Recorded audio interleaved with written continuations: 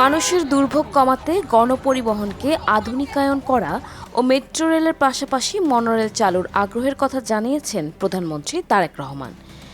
এছাড়া রাজধানীতে শিগগিরই নারীদের জন্য বিদ্যুৎ চালিত বিশেষায়িত বাস নামানোর নির্দেশনা দিয়েছেন তিনি। সোমবার ২ মার্চ সচিবালয়ে প্রধানমন্ত্রীর সঙ্গে বৈঠক শেষে বুয়েট অধ্যাপক ও পরিবহন বিশেষজ্ঞ ডক্টর এম শামসুল হক সাংবাদিকদের এসব তথ্য জানান। সকাল ৯টার কিছুক্ষণ পরে মন্ত্রিপরিষদ বিভাগে আসেন প্রধানমন্ত্রী তারেক রহমান।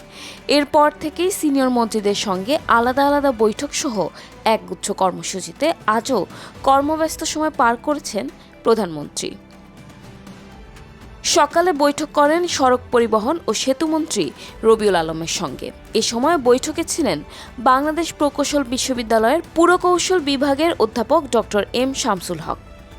বৈঠক শেষে যোগাযোগ বিশেষজ্ঞ এম শামসুল হক জানান, গণপরিবহন আধুনিকায়ন ও মানুষের দুর্ভোগ কমাতে মেট্রো রেলের পাশাপাশি মনোরেল চালু করার ব্যাপারে সার্বিক বিষয় নিয়ে আলোচনা হয়েছে। নারী যাত্রীদের সুবিধা হয় এমন গণপরিবহন চালুর বিষয়ে আগ্রহ দেখিয়েছেন প্রধানমন্ত্রী।